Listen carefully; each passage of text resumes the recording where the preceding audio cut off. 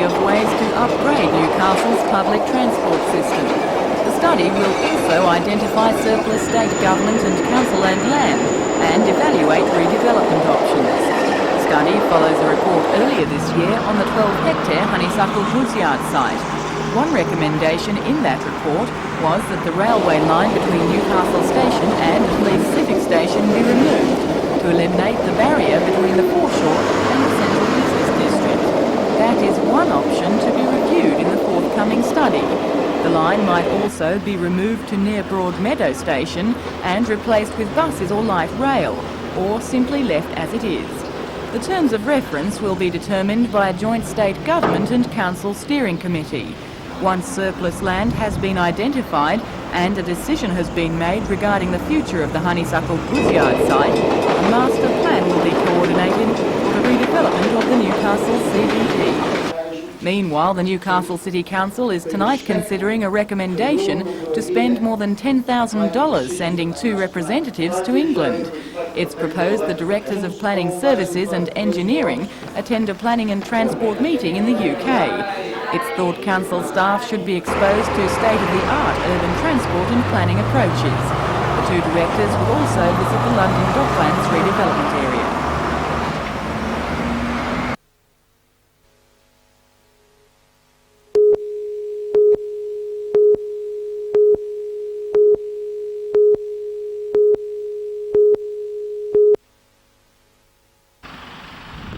For 7 out of the last 10 years, Charlestown TAFE has claimed a state award. The rural-orientated college contests only 3 of the major awards, and this year took out 2 of those. We're very proud of the statewide award winners we've had. We've got a tremendous record in these 2 particular awards. And I think that's basically because we have teachers that are motivated towards their students. The other thing, of course, is that the college is small, so students relate to the teachers much better. And thirdly, of course, our turf facilities, which you've inspected, are certainly the best turf teaching facilities in Australia for teaching turf. David McCorris received the Bowling Greenkeepers Award, while Mark Rees has gained the Golf Course Superintendent Prize. Both students are employed full-time and have attended the college 1 day a week for the past 4 years, learning to maintain and care for all grass sporting surfaces. I'll involve the study of diseases of turf, problem solving, as well as the maintenance of lots of different surfaces on everything from tennis courts to cricket wickets, as well as bowling and golf. Surf surfaces.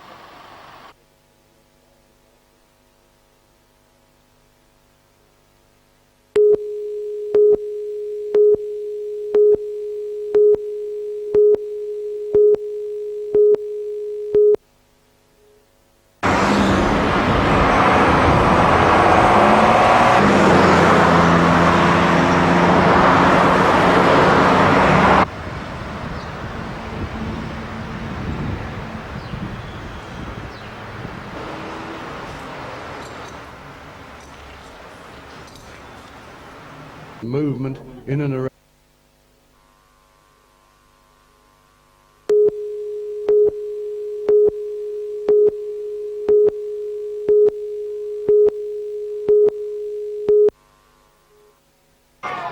About 900 children were kept out of classrooms by staff and angry parents. They have declared a lack of confidence in the department following what they say are totally inadequate checks on PCBs.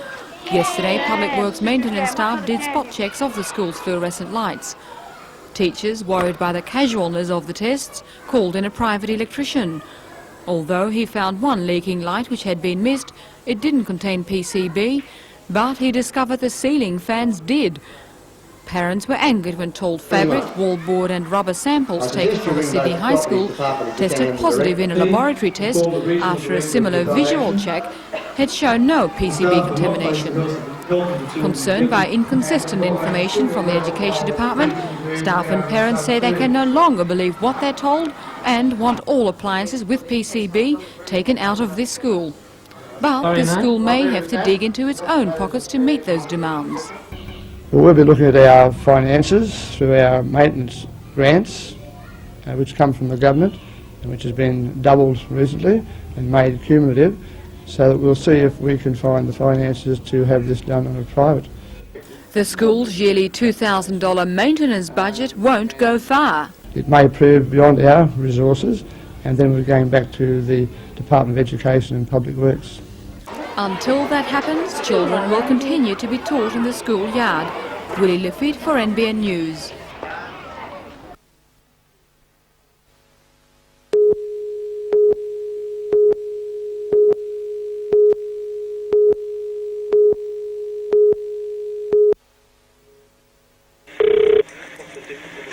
All operators are busy. Your call has been placed in a queue and you will be answered by the first available operator. Sound familiar? Well, this could be why. Telecom has to change almost half the entries in its old directory each year to bring the new one up to date. As the book becomes older, there are more and more entries until, of course, the last day we change. We find that the book then is about 50% out of date, but that's because people move and we do only produce once a year.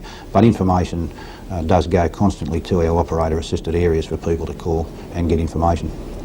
The new telephone books are now being dispatched from Telecom's Mayfield store to be delivered around Newcastle during the next 2 weeks. Deliveries in Maitland and Cessnock should begin next week. The 049 area book this year contains almost 170 more pages due to increased listings. The Newcastle book is the fastest growing book in New South Wales outside of Sydney, and it's continuing to grow. The new telephone books feature works by Australian artists. In this area, a 1916 oil by Roland Wakeman. Apart from the bicentennial edition last year, it's the first time the books don't have a localised cover. Mr Hearn believes it's good to promote Australian talent, but would have preferred something closer to home on the cover. That's something we're going to look at for next year to see if we can't get back to something local again. And in case you were wondering, it costs around $3 to make each of the 300,000 Newcastle district books, using 14.5 tonnes of cardboard and more than 720 tonnes of paper. You got me bad side, actually.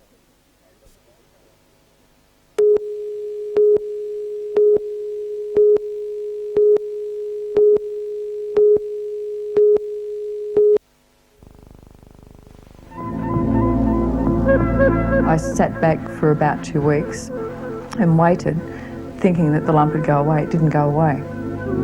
Women at Risk is a comprehensive and informative examination of breast cancer. The program features case studies and actual surgery sequences in an effort to remove the fear born of ignorance. Breast cancer has become a major health concern for women. Despite being preventable, it can still kill. 1 in 14 Australian women will get breast cancer this year. Over 2,000 Australian women will die from breast cancer this year. Now, when you've got statistics like that, it's the most common fatal cancer affecting Australian women, affecting all women. Is it a program for men at all? Well, it's funny because I think the initial reaction is going to be by men when they look at this program.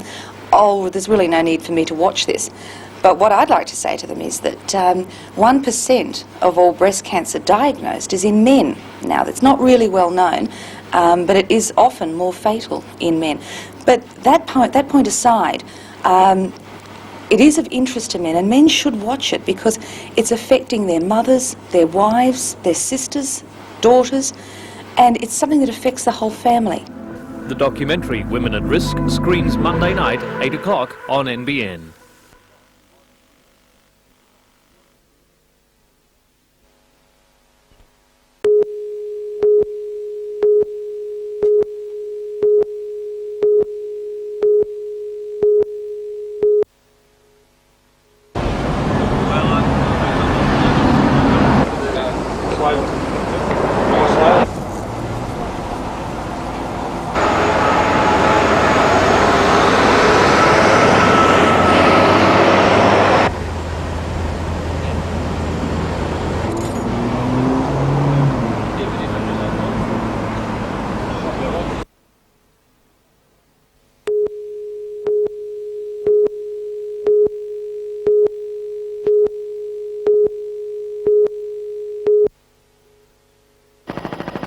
It's very early days yet. BP only revealed its plans on Friday, and today would only say that the worldwide disposal sale is part of the restructuring of the whole company.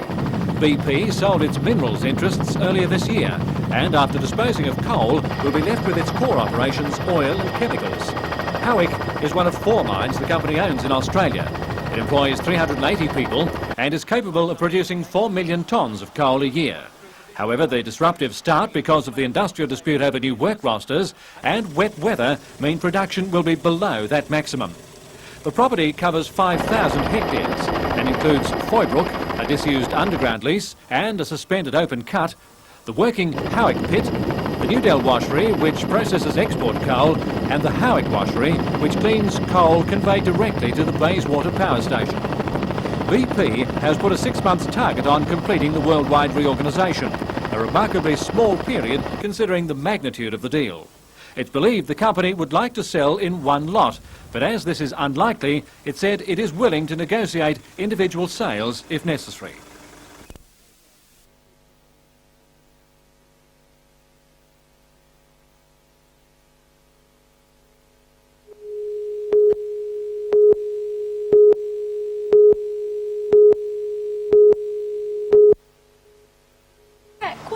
Today, a relieved Jennifer Nichols is reunited with her car. Last night, she feared it was gone forever. Well, I went to go home to get in my car and it was gone. And my sister took me up to the police station to report it stolen and all those sorts of things. And when we were there, friends came in to tell us that they'd found the car in Hunter Street. So down we went with the police to pick the car up and supposedly come home. But when we got to Hunter Street, the car was gone again. Bradley Cramp is also reunited with his car, but last night, while police scoured the city, he was driving Jennifer Nichols' car to his home in Cooks Hill, unaware that he was a wanted man. Well, I came out of the Crackers nightclub last night, went straight over to my car, which I thought was mine, put the key in the door, opened up in the ignition and come home. Through an incredible coincidence, Bradley's car keys fitted Jennifer's car perfectly. The 2 cars aren't identical, but to be fair to Brad, he only bought his car a week ago, and it was dark. In the early hours of the morning, the long arm of the law caught up with him. I was cooking a bit of early morning breakfast, and there was a knock on the door, and I looked out, and there was police everywhere, and I said, "What's going on here?" And they said, "You own this car, sir?" And I said, "Yes." I've gone up and noticed straight away it wasn't mine from the stickers on the back window. And they said, "Well, can you open it?" I said, "Yes, sir." And I put the key in there, opened it and started it up. I couldn't believe it'd be 1 in a million that he'd walk and get into my car. 2 cars parked in the one street that the keys fit. My key doesn't fit his car. We did try that because we were very, wanted to find out, but it was unbelievable. A spokesman for General Motors says there's about 2,000 possible combinations for their keys. Also, by changing the cross-section, they improved that variety. The locks are fitted randomly to the cars, which are then randomly distributed across Australia. So the chances of 2 cars with identical keys being in the same parking lot are almost incalculable. The spokesman's advice to both owners is to buy a lottery ticket as soon as possible. I'm Tom Hilston for NBN News.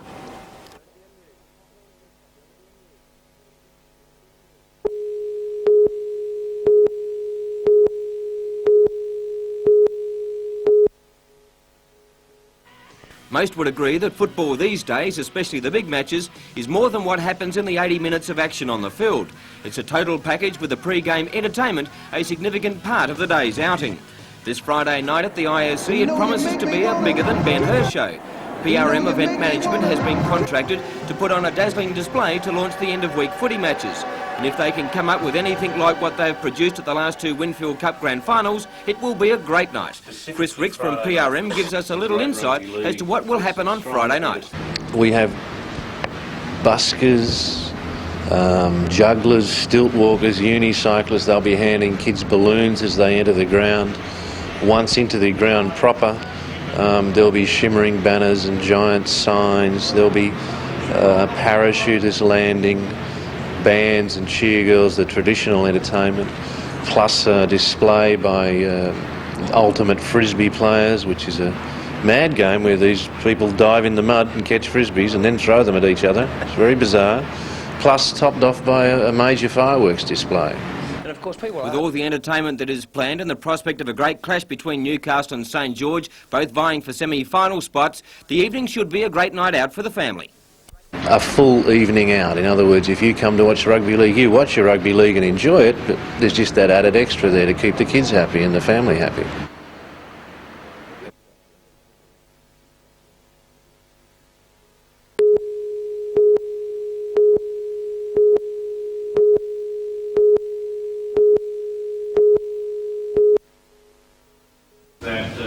Under existing adoption laws in New South Wales, neither the child nor the natural parents have access to adoption information. In line with other states, the government is now reviewing those laws and in November launched an inquiry. The Standing Committee on Social Issues is made up of 9 members of the Legislative Council, including Reverend Fred Nile. 450 written submissions were received by the committee. 80 of those people have been asked to give evidence. With 10% of all written submissions coming from the Hunter region, the committee decided to hold a full day of inquiry in Newcastle. 12 witnesses gave evidence, 3 of those representing local adoptive groups. According to the chairman of the committee, Matt Willis, the bulk of the evidence points towards relaxing information laws. The great weight of evidence that we've taken, not only in New South Wales but in other parts of Australia, would be in favour of opening up the access to adoption information. The big question, of course, is to what extent and what kind of safeguards need to be put in place to overcome the fears that a lot of people have in this regard. After today's hearing, the committee will meet once more in Sydney before preparing their report, which is to be tabled before Parliament in September. Jodie McKay for NBN News.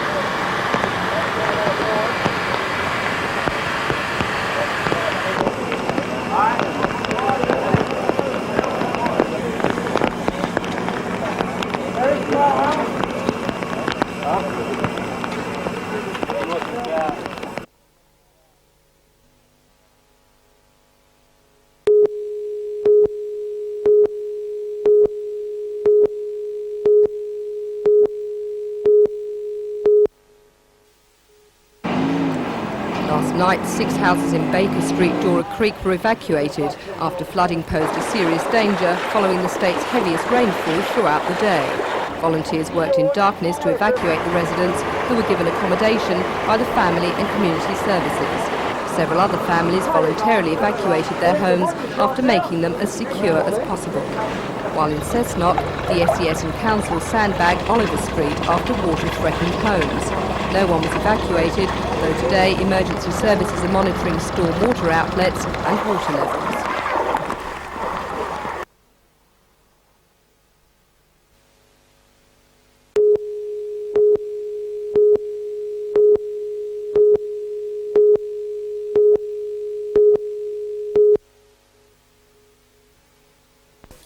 Mr Sayers was speaking at a meeting of the Hunter Region Association of Councils when he was questioned about the state-of-the-art trains.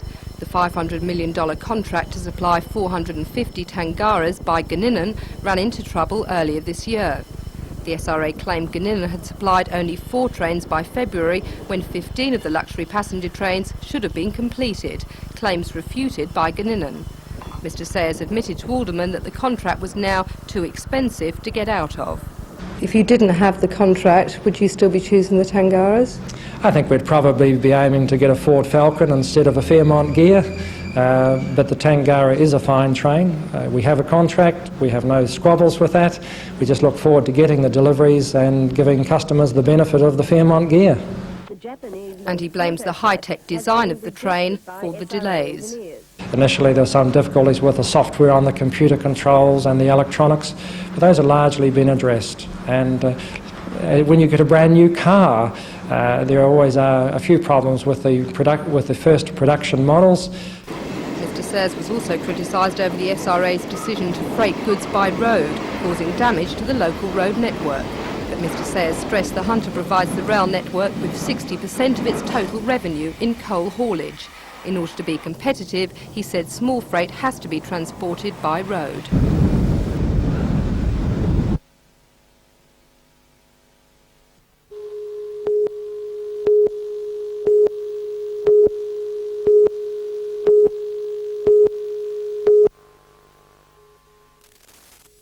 The Institute has 6 new courses in the pipeline. They include environmental management, industrial technology and computing. The Institute says the university won't say which will run under the new system. Furthermore, the Institute is seeking assurances existing courses will also continue to run. The Hunter Institute of Higher Education wants Newcastle University to answer those and other outstanding issues before an amalgamation date. Newcastle University is saying they want to answer them after the amalgamation date. That attitude has put out a red alert to the Institute. Well, at the moment we have great concern that the university hasn't been able to give us a vision of what they see as the future in the amalgamation. The Institute is concerned about the university's stand because once amalgamation has taken place, the Institute says their bargaining powers will be significantly reduced. I would like to see the university and the college actually going back to the negotiating table, working willingly and effectively to resolve the series of issues that we expressed earlier, 7 or 8 major concerns that we have. The amalgamation proclamation date has now become all-important. The university has nominated August the 1st. The Institute wants more time and says October is its first acceptable date. The Institute has written to Education Minister Dr Metherell. The matter is now in his hands. Willie Lafitte for NBN News.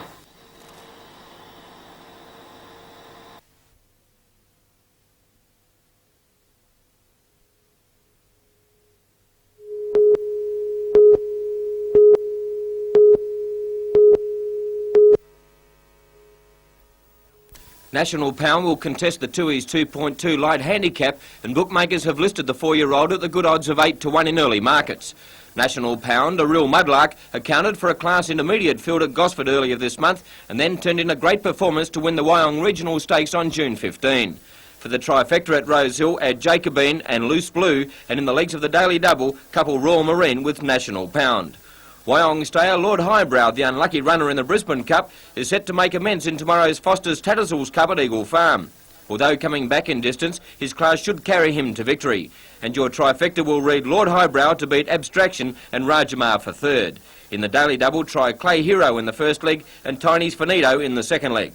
At Beaumont Park tomorrow, Gary Harley likes Ward Park Lass and King Brava for the legs of the Daily Double, and King Brava, Globetrotter and Sports Store to fill the placings in the trifecta race. Big Trot's meeting at Maitland tomorrow night, and Gary suggests James Brett and Paleface Go-Go for the legs of the Daily Double, and James Brett, Tiger Blend and More Mill for the trifecta.